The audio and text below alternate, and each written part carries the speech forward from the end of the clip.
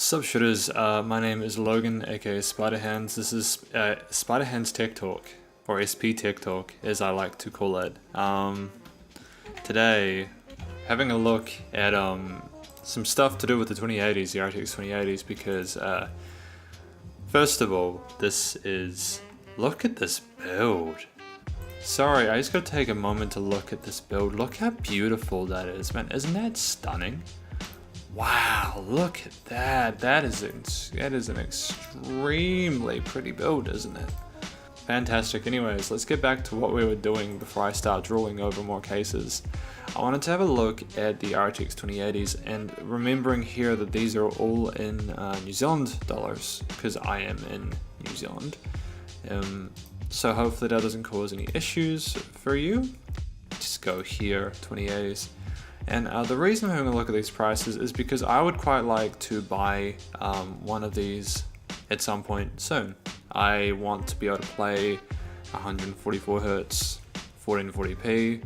And what I've just found today is you can buy GPU braces for your case when you have horizontal graphics cards. And the cool thing about these braces is that with certain manufacturers, you can actually get them custom designed. So the one I'm going to have for my current PC is going to have Spiderhands PCs on it, as per the business component of my main sort of organization. It's weird to say that I have an organization, but basically I'm going to be making custom PCs, and I want to have that as a thing I have in my main rig. So anyways, that's something, and hopefully I'll have a link in the description to that so you can check them out. It seems like a really cool thing. I didn't know they existed. I thought you just had to deal with GPU sag. But anyways, I'm here today to look at the main cards from each of the different manufacturers, because each of these has like a main top tier 2080.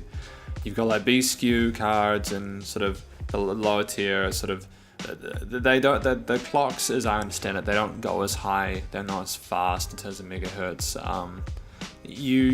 For me, as a person who likes to overclock, and I've talked about my overclocking whilst I've done this, and I've overclocked on air.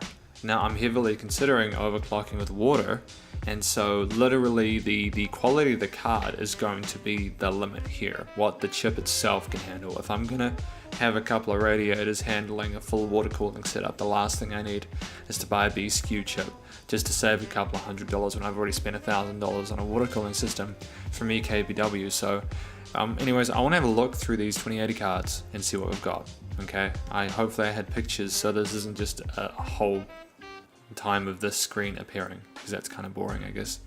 I don't know. We'll go from the top of the list. Okay, and for the purposes of this today, I feel it's helpful to just stick with cards that have that are actually on sale in New Zealand. Because you can see, like, for instance, there's the MSI Duke, which has a high rating. You can see here there are other ones like the Advanced Gaming, which has a 3-star. I'm not sure why that is, if we can just quickly check that out. Oh, I think this person was just annoyed because he bought it when they came out, which, by the way, these cards are about $100 to $200 cheaper, depending on the model you get.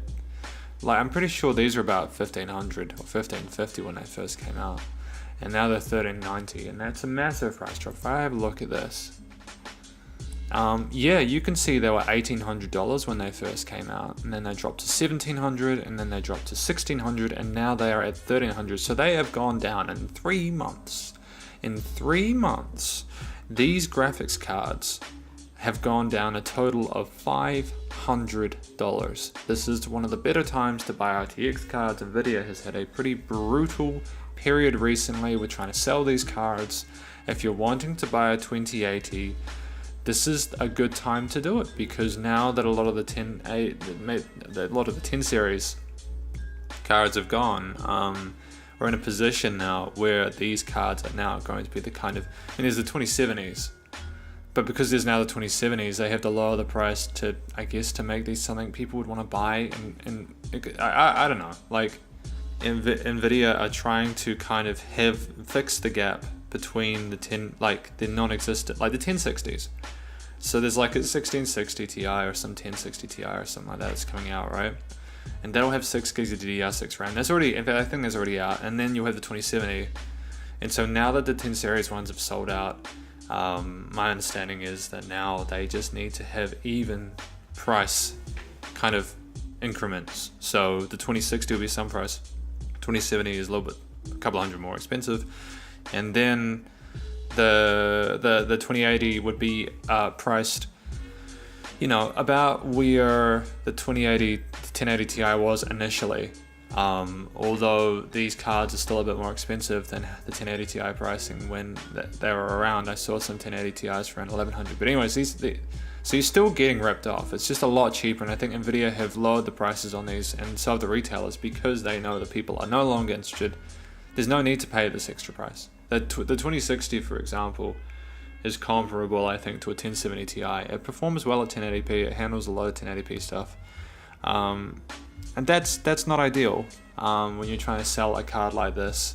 This 2080 needs to be able to, it needs to be able to handle 1440p and 4K 60. And the 2080 Ti is just for the ballers out there. And I think I've gotten distracted. Anyways, let's get into the video. Okay, I go on tangents and I talk a lot. And it takes a lot of time to edit.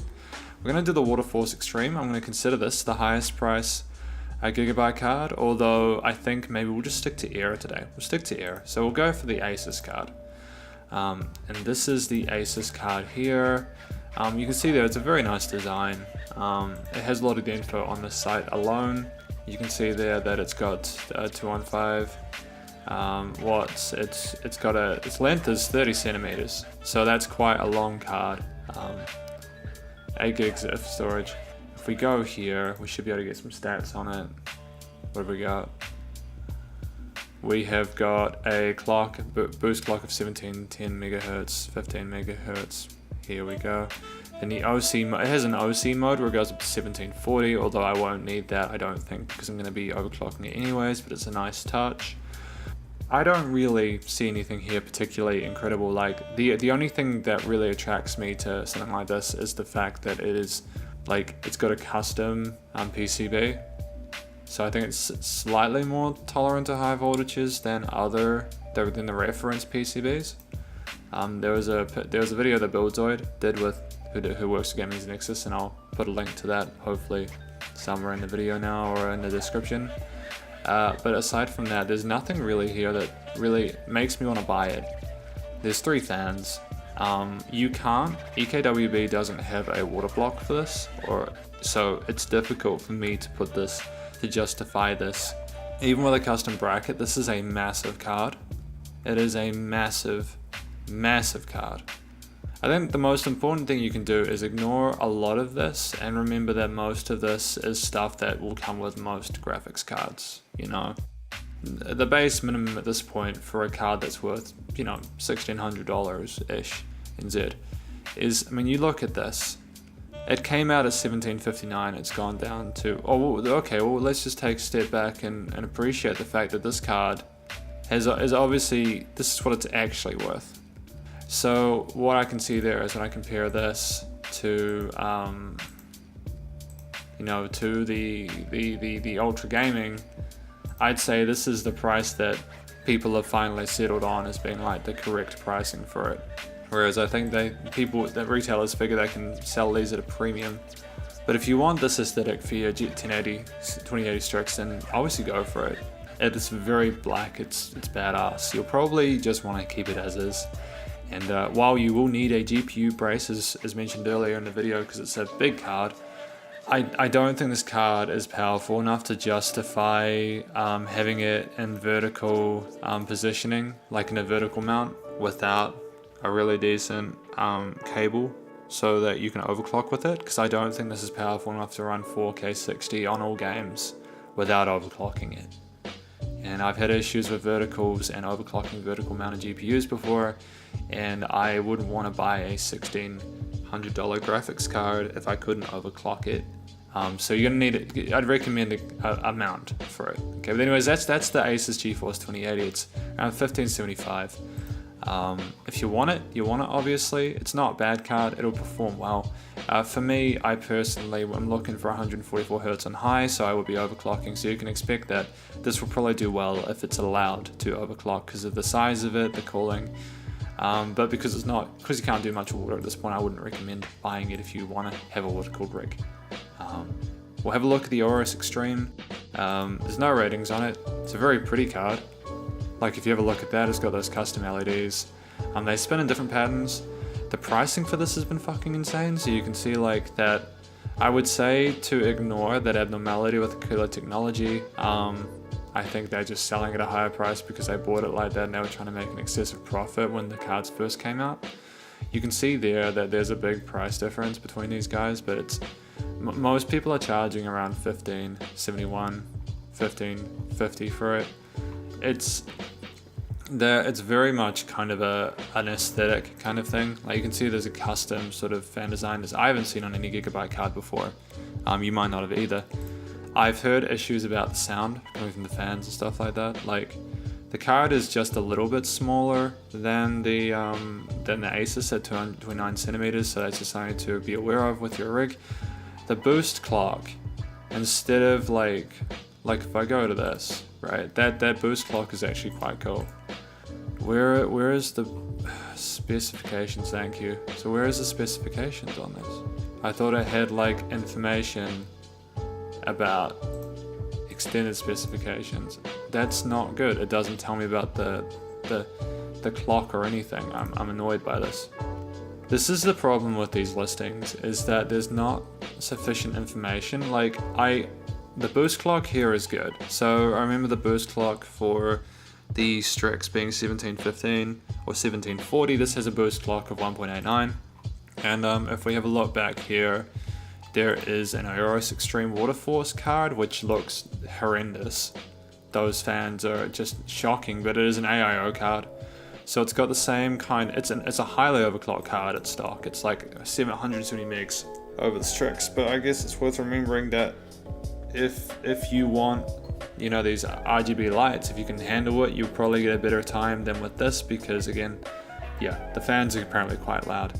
I guess you could take the fans out and put it into like liquid cooling rig if you wanted to maybe, but then you may as well just get the water force at that point and just replace the fans. I don't see anything else here that's particularly interesting though. The RGB is a massive thing for this, and I'd say that's probably what's justifying the increased kind of price tag on top of everything else. But that appears to be the high level Gigabyte card. So if we go back, we should be able to find MSI, the MSI card, right? The MSI RTX 2080.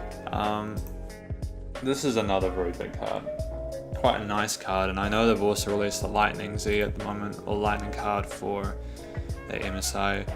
You can see there the core clock is 1.55, which is pretty typical of 2080s, but the boost clock is 1.86, so it does heavily overclocks. You can see there people are quite liking it. It's the biggest card to the list so far at 32.7 millimeters, so you will struggle with certain cases. I would recommend getting like a bigger case for this if you've got a full, or even if you've got enough space in the mid tower, you'll be fine, but it's just worth remembering that 32 centimeters is quite important. So the boost clock is good. It's got 3 fans. I'd quite like to see more information. It's 1500. So the top level MSI card is 1500 at the moment.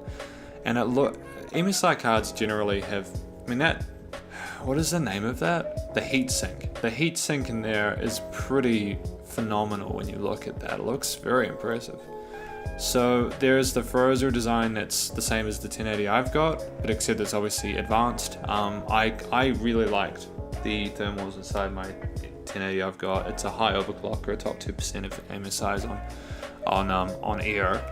So on water, it just will completely annihilate, and that's why I will be water cooling my 1080 at some point soon. I will only buy one of these, FYI, when I've seen the price just reach a bottom. And I know that's potentially a weak way of approaching these sorts of things. Like, wouldn't you want to buy it just so you could get the most utility over the most space of time? But no, if I bought it at the start, I would have lost $500. That's the reality. I would have lost about $400. I would have lost $400 because, well, that's not including the money from having a second-hand good, but I was fine with my 1080, and the 2080 came out and I didn't need to upgrade, and this is simply just me looking at it and thinking, right, I want to have better performance than I currently have. I want to be able to play Destiny 2, for example, if I ever go back to that heap of shit, at like 144 Hz, and this is something that might make it happen, but if you like this card, feel free to get it. I mean, 1.86 gigahertz is the second highest boost clock we've had so far. It's pretty neat. It's just the size of it. I've noticed there's 3 display ports. I think that's different to what I'm used to. I think a few other cards that had 2 display ports, 2 HDMIs. But you can see there's a bit of the price here. There was obviously Aquila Technology and Ascent have just been ridiculous about their pricing. But it's gone down from like about 800 to 1600 to 1500. So this is a highly valued card as well. This is a good card, and it's reviewed well, as you can see here, so you're probably safe if you buy this MSI. Again, it's just the case size. The F4013 Ultra Gaming is the top line EVGA model. It looks gross. It looks fucking horrendous. I hate this design. It is a big boy. The boost clock is the same as the MSI, which tells me that they could potentially be similar PCBs. Or at least it's weird that they're the exact same number. I look at this and I think it looks like it's something you'd put into a submarine or something like that, or a nuclear submarine. I'm not particularly attracted to it. I see it has 14 power phases. I'm not sure what that would mean in terms of overclocking. I remember people explicitly saying like 12 power phases. Or 14 power phases. I'd have to look back into that. I know I've talked about the reference PCBs, but my actual knowledge of like how these relate to overclocking, as long as they're like high quality power phases, I think that high quality power phases, the better you can overclock. But then with like gigabyte cards, where I've heard that they have like, and this is just what I remember hearing, certain older gigabyte cards have had a lot of power phases. But the problem is they weren't great quality, maybe the cheaper versions, and so it didn't really matter too much. You still have issues with overclocking. But you know, I can see here that it's not bad. It's not a bad card. The dimensions is 30 centimeters, so yeah, it's going to be a big boy. It's a big boy card as well. But you got 3 fans. It's based off of the design that I can see for like the Ultra Gaming card, which is $1,400. It's just got 3 fans instead of 2. I'm looking to see what the boost clock on this is. I'd quite like to know what the boost clock is on that. Be quite good to know, but it won't tell me, will it? It won't tell me what the boost clock is on that. I'm gonna just Google that and see if I can. Here we go. Maybe it'll be on the EVGA website. I mean, it really should be on the EVGA website. If it's not, then I don't know what the hell they're doing. Specs. Here we go. So this is looking promising. So it's got a slightly lower boost clock than the 4013. So yeah, it's slightly slower. But then you've got these custom BIOSes where you can like increase the power by 30%, and if you're on water, that'll be fine. If you're on water and your temps aren't going above 50 degrees, you'll be able to overclock to infinity, man. It'll be craziness. But the key thing is that with these custom BIOSes, where you can increase the power like by 30% with EVGA, you need to make sure that you buy a card which it's a decent chip, so it can overclock higher. So you'd probably be going for the 4013 anyways, but you have to spend like $1,400 on a card in New Zealand, and then you have to also spend like $200 or $300 as part of a water cooling kit. So you're basically spending $1,700, and at that point, like, I guess you could argue at that point you may as well just buy the Waterforce, because that's 1668 and has a boost clock of 1895. So really, I guess what I'm trying to say is that in most situations you may as well just buy the Heroes Extreme Waterforce, because, oh no, sorry, no, that is a boost clock of, yeah. So I mean, it's totally up to you. I would still prefer to not have like an AO setup. I'd rather have an actual water loop, which I'll be building very soon. But hey, it's fine. I think we're missing someone pretty important, and that is, oh no, we've done the Roadsters, haven't we? Oh, so that's everyone. So I guess we should have a look at what the alternative is. So like, if you don't want to buy the top grade chips, we'll go with the lowest price one, and we've got this. Now this thing is I guess it's gonna be like a B SKU or a lower SKU chip, but it could also be, I don't know. You've got a boost. What is this? What is this card, man? Like, what is this blower card? It is loading up. Okay. So, I mean, it's kind of pretty, I guess. It's very basic. I will be honest with you. I have had a blower card where it's gone to like the top 1% to top 0% of 1060s. So blower cards, this is weird. So they're trying to advertise that if you can put your, now that's interesting. So they're saying that you can put your GPU to work and make money through them. That's kind of weird, but we'll leave that alone for a while. There's the typical tech stuff. You can do virtual reality just like you could with the 10 series. It does G-Sync, but that doesn't really matter anymore because you have FreeSync monitors now that can do G-Sync.